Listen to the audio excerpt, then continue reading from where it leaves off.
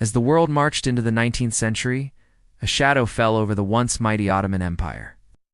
To the great powers of Europe, it was no longer the fearsome conqueror, but something else entirely: the sick man of Europe. This wasn't just a catchy nickname. It was a diagnosis of a profound and sprawling illness affecting every corner of the vast empire. Imagine a giant, once strong and robust, now weakened from within. That was the Ottoman state. The sickness had many symptoms. Corruption was rampant, like a fever that never broke. Officials from the highest viziers to the local tax collectors often enriched themselves at the expense of the people and the treasury. This led to another critical symptom: financial ruin. The empire was drowning in debt, borrowing heavily from European banks just to stay afloat. The very money that should have been funding armies and building infrastructure was leaking away. Then there were the nationalist revolts, all across the empire's diverse territories.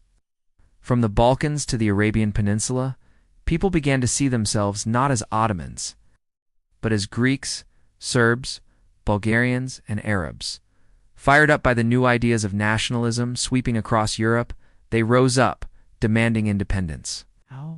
Each rebellion was like a wound that wouldn't heal, slowly bleeding the empire of its territory and strength. The vast body of the empire was literally crumbling, piece by piece. Faced with this dire situation, a series of reform-minded sultans knew something had to be done. They initiated a period of sweeping reforms known as the Tanzimat. This was a desperate attempt to modernize the state, to bring its laws, its administration, and its military up to European standards. They wanted to create a new sense of shared Ottoman identity, or Ottomanism, to try and glue the fracturing empire back together.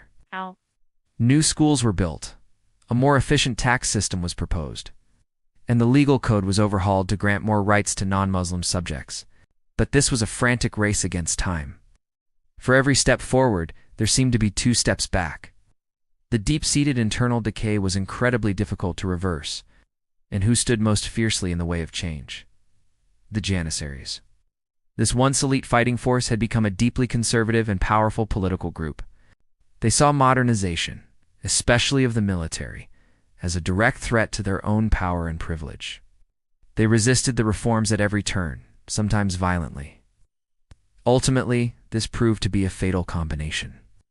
The internal sickness of corruption and debt, the external pressure of nationalist revolts, and the powerful internal resistance to change were too much to overcome. The Tanzimat reforms, though well-intentioned, were like medicine applied too late to a patient already in terminal decline.